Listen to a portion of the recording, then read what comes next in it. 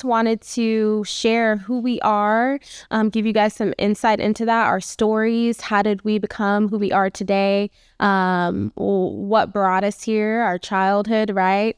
And how did Erica become who she is today, where she's at right now in this point in time? So it's going to be, a brief look into who she is, but we just wanted to get right in. So, Erica, tell us about the cutest. I got plugged in right away. I got plugged into a local church. Well, let me slow down. I remember right after I got saved, I didn't say a prayer either, by the way, because I don't believe that you have. It's not in a prayer. Salvation isn't in some magical prayer. I think it's a life like live. You live it out. And so I didn't say a prayer in my bedroom. But yeah, I went to a club, and this is the first time I realized like I actually have a conviction. Like I went to a club, and I was trying to figure out if I was going to drink or not. My friends thought I was being too deep, and I was just like, look, like I had this experience in my bedroom, and I can't deny it. I don't really know how to explain it. All I know is like I encountered Jesus. They were like, girl, drink the drink. And I was like, nah, I don't know. And I ended up like saying, I'm not doing that, And I think it was like the first time I was like, okay, I actually have a conviction. Like I actually considered God, because nowhere in my life have I ever, when I got an abortion, when I did all the things, smoking, drinking, all the drugs, popping pills and all that stuff, I never considered that there was actually a God of universe, that there was a God of my soul. And that night, like, I was like, okay. So for the rest of my life, I was completely changed. And so, yeah, I got plugged into a local church, similar to you too. It just kind of like, it's mind-blowing how similar our yeah, it's even when you were saying it, like, I was like, yeah, 1 month after I got saved, I went to my mom's ex-boyfriend church. He was a pastor, church plant at the time, and I shared my testimony at youth service. It was so funny. Shared my testimony at youth service, and then I served a lot of different capacities at church. Honestly, I started going to City of Refuge. It's my forever church for sure. I feel like it's in the same way like age 0 through 5 for children are the formative years. I believe that wholeheartedly as Christians, like the first 5 years are like those formative years of your life where really God like establishes you and you learn so much. And I spent 5 years at that church, and I just grew so much in my faith. And I just 2 months after I got saved, actually my brother passed away unexpectedly, died on our floor. Well, he died at the hospital, but he just stopped breathing. And it was just a wild, crazy ride of God just teaching me what it looks like to suffer. Well, I'm grateful for that too, because I don't think a lot of the times when we say yes to Jesus that we are told that we're going to have to suffer. So the fact that 2 months into it, I got to experience death and grief, and it hit so close to home. I was so grateful for God. I'm grateful that I have gone through that. Not grateful that my brother's not here, but I'm grateful that I had gone through that, because it taught me how to suffer, what it looks like to suffer as a believer. And most of my story has a lot to do just with suffering and all of that stuff. And so, yeah, that's my story in a nutshell. That's so much, like, and that's why I said it's a brief, insight into your story. And as you were talking, it made me think about things too. Like, I remember having that same conviction after I had that encounter with Jesus. I still went to a club with my friends, because I mean, you don't know at that point. And so I remember having a conviction and sharing it with the people, and they were like, you're kind of weird. But yeah, it makes sense though, because you're saved, but doesn't mean you're delivered. Like, exactly. I think that you get delivered, like those are two separate things. Right. But okay, so I just feel like you experienced, which is different from my story, you experienced so much death. You experienced to me, divorce is a death. For sure. It's grief. It's grief. You experienced that as a young girl, and then you had, you had an abortion, and that was death, and then you had stillborns, like 2 babies, like literally. You experienced that, and then 2 months after you get saved, you experience your brother passing. Like, how did you? Do you feel like you grieved? I feel like you probably did go through grief, obviously, but like, no. Do you? I feel like maybe grief can show in different ways, though, right? Sure. I don't don't believe in the stages, just because I don't think that. I know people have done research and there's books written about it. I don't believe in that because grief is tricky. Like it's in waves. I didn't go through anger, then all like it was never this formulated thing that I ever went through. You say like you can, it's not like it's different not stages. like I get that, like chronologically, or I get that. But I think that because even still, it's like, okay, one thing, like you experience anger and then denial and things like that. It was just in waves. But at the same time, I didn't start the grieving process. My brother died in 2012, and then Bruce, who I was dating right before Jose, I didn't grieve until 2017. Like I didn't learn, and that's 20 something people that of your brother or from 2012. Okay. Of grief in general. Like all of it. Divorce, I wrote it out. I went to therapy in 2020, and I wrote out every single grief, every loss that I had experienced up until 2020. But I didn't start that process until 2017. Like I didn't. So even with my brother, I cried. I did. I cried. I felt it. But it was more of like, if you were to like be like a fly on the wall, like the morning after, like everything happened, and see how we kind of moved and did things. I'm come from a family of we get it, we absolutely, we were crying. My mom wasn't really in the house, but that next morning we're out trying to figure stuff out, like, you know what I'm saying? And I get it, like sometimes some of it's logistical things, you got to take care of stuff, but we didn't sit in it. Like that's the beauty of grief that I've learned, like all of these last several years of my life. Is the beauty of grief, that you get to sit in it, that I don't have to avoid it. And that's what I did. I avoided it. I became numb. And I know sometimes you become desensitized to things, right? So I think there is some aspect of becoming desensitized to it. But 2017 was where I felt it, like it was right after Bruce died, and I landed in Johannesburg. I landed at LAX airport. His brother picked me up. We went immediately to his house because I just wanted to sit with his family. I didn't know I was going to be interrogated. And basically, because I'm the last person he was with, so I get it, grief. Everybody responds to grief differently, but they interrogated me. I felt so attacked. And my mom went to the store.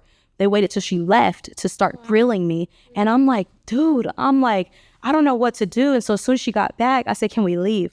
And I left. And right outside of his mother's house, I just broke. And I always say that sometimes we don't know breakthrough until we know breakdown. And honestly, it was through that breakdown where I just think the floodgates of like my emotions opened up, and it was so beautiful. I'm like, I'm confessing, I'm all that, because it was just so much. Like, and and don't get me wrong, up 2017 up until, me and Jose got married, it was still a work in progress. But your girl had spent so many years not feeling, but then also going to a Pentecostal church where we're told to like bind everything up and pray against it and all that stuff. And that's so unfortunately, like that I missed out on the beauty of suffering. I missed out on the beauty of like actually feeling my feelings and like sitting in them and inviting them in and saying, God, what do you want to do with them? And I think that was the beauty of it. So I didn't grieve then. I wish I did. But then 2020, when I started to go to therapy, is when I really started to explore it. And I would do weird stuff. I have friends who really totally get me, because I have a friend who has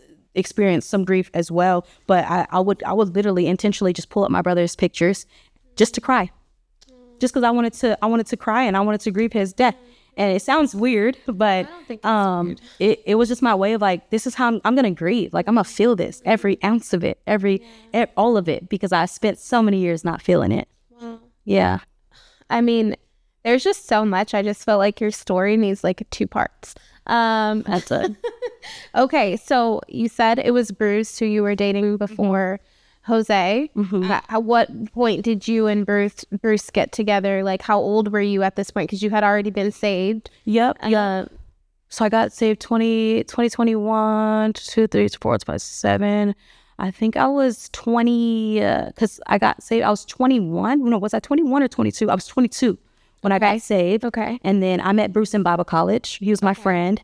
And then you went to Azusa? No, I went to at the time it was called Cottonwood Leadership College. Okay. It's a Cottonwood Church is in Los Alamitos in Orange County. They have a Bible college. Yep. Okay. So I went there, and then we were just friends, and so we started dating right out of Bible college, and then we went on a mission trip South Africa. He died in South Africa. I get back from South Africa, and the way me and Jose got connected is because I reached out to everyone on my social media to give to sow into the trip, and Jose just so happened to be one of the people, and he knew Pastor Tony, who comes out of Zoe Christian. So you guys were Facebook friends, Instagram friends. Never hung out. I knew people from his church at the time, and then we just started.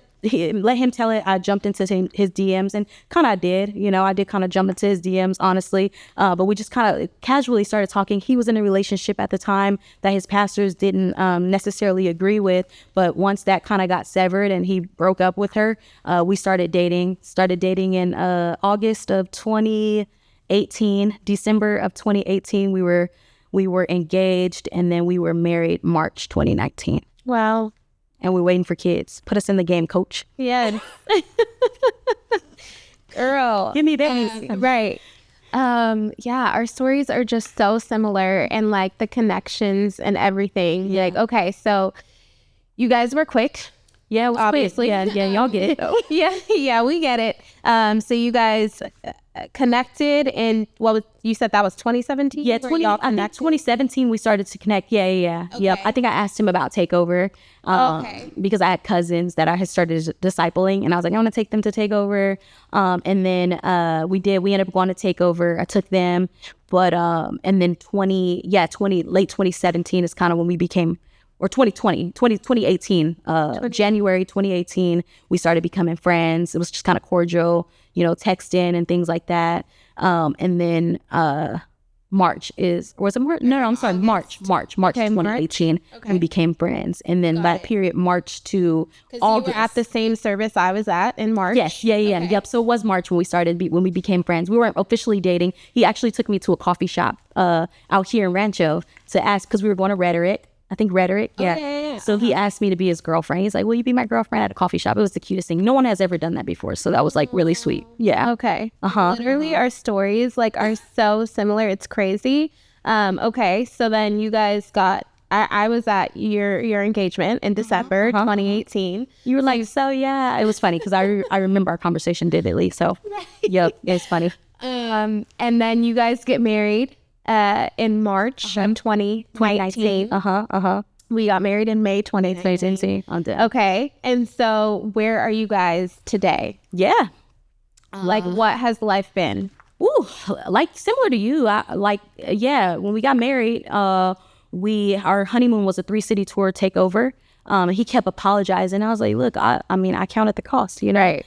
I'm chilling, and so I think even since then, life has been crazy. We've obviously grown spiritually in the sense of learning to take Sabbaths and create rhythms and routines for our lives, margin around our lives, because we know that the nature of the work that we do, it never stops. And so it was 3 of us. So I got laid off from my job 1 month before I got married. I was working at a teleministry called Hour of Power with Bobby Schuler, and they laid me off. And maybe 3 or 4 months after we got married, we received a grant to hire me on for RAG to do the exact same thing that I was doing at the church.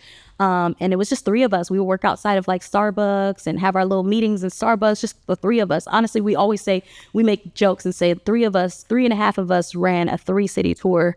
It was you, Jose, Brandon, and we had a couple of volunteers, but yeah. Fast forward to now, we have 15 staff at RAG, our organization. And God's just been honestly blowing our mind. I don't think that we could have ever strategized our way into where we are currently. I always make jokes and tell Jose, you're welcome, because he who finds a good wife finds favor with the Lord. And we're just living in that favor. We're living in that favor. It's the word.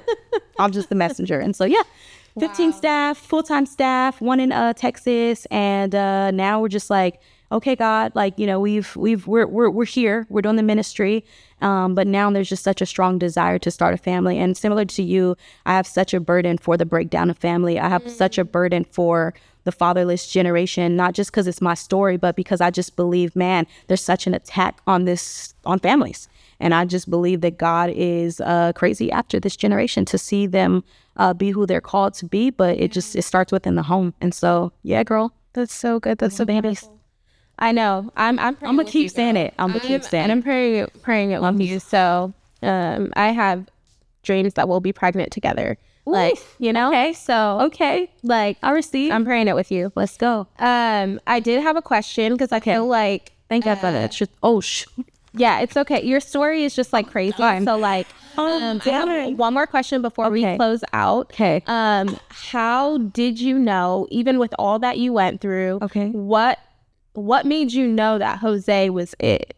Oh, ooh, you want to go there? Yeah, it's so unconventional. Okay. I'm gonna be honest. Okay. Here's the thing, I followed certain women that were heavy on the, you know, like purity and all of those things, and writing your list. Like your list out, like you have to have a list. And I think it was men and women. Like I don't know, did you grow up with that? Like in the Christian, when you got saved, like you have to have a list of what you want, and ask God and pray about it. So I was like, I wrote a list. Okay. I did. And like, I did, I wrote a list, and I was like, this is what I want. And I wasn't tied to like a race or an ethnic. Because most of my life, I wasn't like, oh, I have to date a black guy, you know, even as a black woman. I get it. Don't stone me, y'all. But yeah, I never was that. But I did have a list. I had some stuff. I remember like man of God, you know. It's funny. One of the things that was really top of the list, because I used to be very ambitious and very driven. I was always starting something, doing something, you know, doing some type of business. But I was like, yeah, he can't settle for a 9-to-5. He gotta be business oriented. It's just like funny little stuff. Okay. Gotta love the Lord, gotta love Jesus, be plugged into a local church. And I don't remember. It was a long list too. Okay. But at some point, I just ripped it up. And I was like, I'm not doing this. I'm not against it. Because he had a list. And he did. I'm not against the list. But I will say the unconventional part is that I did not, I didn't pray like, God, is this my husband? I didn't. And I know that sounds like a heathen. I know it does. I know it do. No, because that's what I grew up around. I don't think it sounds like a heathen. I feel like people have minute, like, you know, like pray for your future spouse. You got to pray for them, you know. And I did at one point. Don't get me wrong. I'm not gonna say I didn't completely like buy into that, but I just would hear that, and so I didn't. It was one of those things. And I've heard several people kind of like attest to this. But when you know, you know. Mm-hmm. And I think that it was just values, the things that we kind of like desired, how we wanted to rate, like it just all made sense. Mm-hmm. Like, and it was going in the same direction. It just, like, I even think of like when we first met, we weren't dating or anything, but I think we sat down and had coffee and I just remember thinking to myself, obviously I wasn't like creating this relationship in my head, because I've done that in the church. I remember I did that several times. Like, oh, that's going to be my husband. It's like, no, like, he's married to somebody, you know? So it wasn't that. I wasn't like creating this like, you know, this imaginary like relationship out of him or it or what we had going on. But I just remember having confidence, like in my head, like thinking like, he could really be like somebody that I could do life with, you know, just the way he thought and like his love for God and the local church and for people mainly, you know, and then his story, his background. Like I wasn't always the type of person of like, oh, you know, I have to be with somebody who went through things, you know, but like it made a difference, like to have somebody who knows what it like, because I know like if my back is against the wall, at the end of the day, he gonna fight with me. We're not gonna back down, you know. And so to be able to see like, oh wow, his background, where he came from, and just all that God had did in his life, yeah. So I say it's unconventional because I didn't like. It was one of those things where the way that, similar to our episode about like we don't. Nowhere in the Bible does it say that if God gives us peace, then it must be his will, right? I think I went based off like, maybe just the attributes and like God's character just and like, you wisdom. Know, and wisdom from wise counsel too. So even before we started dating, I went to my my spiritual father and I said, hey, they actually knew that I was kind of interested, because the wife was like, are you seeing somebody? And I was like, well, kinda. And I said, I'm a little ashamed to say it, because I know Bruce just died like maybe 3 or 4 months ago. It hasn't been very long. And she said, okay. She kind of sensed it or whatever. And I said, it's Jose. And I asked about him. I was like, you guys know him. Like, you knew when he first moved here from Tulsa. Like, what do you think about him? And to be able to get like their backing and affirmation, it helped with that process. Like, they had knew him in the natural, they had done ministry with him and things like that. And so to be able to get that like that wisdom from them was really helpful. And that was the first time you ever had that, as far as like for a relationship with like wise counsel? Yeah. I don't think I've ever, because again, I never really had a lot of relationships. I wasn't, because even when I dumped the guy right after I said yes to Jesus. Remember I said I dumped him, and I tried to get in relationships, but I knew that it was like an Achilles heel, so I stopped dating people. But people would always say, you have to date around. Like, I would have my aunt tell me, like, what are you waiting for, the Lord to crack open the sky and pour down your husband? And I said, kinda, because I just wasn't into the whole dating scene and all that. Like, I just felt like if it's gonna happen, it's gonna happen very organically. And so I never had like a relationship like that. And so yeah. Amen. Yeah, thank you for sharing that. Of course. Okay, so 60 seconds. Let's wrap it up. 60 seconds. What is God teaching you right now in this season? Yeah. The thing that he's just showing me, I'm reading a lot. I'm reading John Ortberg's book, Soul Keeping, yeah. And it has just revolutionized my relationship with God, even how I approach like my devotional time, right? I think he's teaching me like how to, like, the most important part of our lives are not the things that we do, not the things that we accomplish, but who we become. And that's our soul, like, and so I'm leaning into like soul work, allowing God to, I'm not going to say allowing God. I think because there is an aspect on my part that I have to do, right? So I think it's been more of doing the work necessary, like surrendering things that I've found a lot of comfort in, a lot of safety in order, like, so that God can fill it with more of him. Not things, not like money. So I know I throw around like I want kids really bad, because it is a desire, but I'm even in a lot of ways having to surrender that and say, okay, God, maybe it's just a timing thing. And if it is a timing thing and it's not right now, then I'm willing to trust you in that. And so, just the most important part of me is not what I do, but it's who I become. Yeah. And the beauty of that is I get to become more and more like Jesus every single day. Yeah, I love that. Yeah. I feel like you have such a strong testament, and like just throughout your story of like suffering well. Yeah, for sure. For sure. And I think that's beautiful, because yes, we all suffer. All of us experience suffering, but not all of us suffer well. Yep. And so like, I just think that is something I've seen, you do, like, even just in our friendship, and just knowing some of the things that you've gone through, like you said, and who we become, right? Like, I've just seen that in you. Yeah, I appreciate that. Suffering well, and I just think that that's a testament that you have to give to the world is that truth, learning how to suffer well, like Jesus. Yeah. Amen. Well, appreciate you, friend. I do. Thank you. Love you.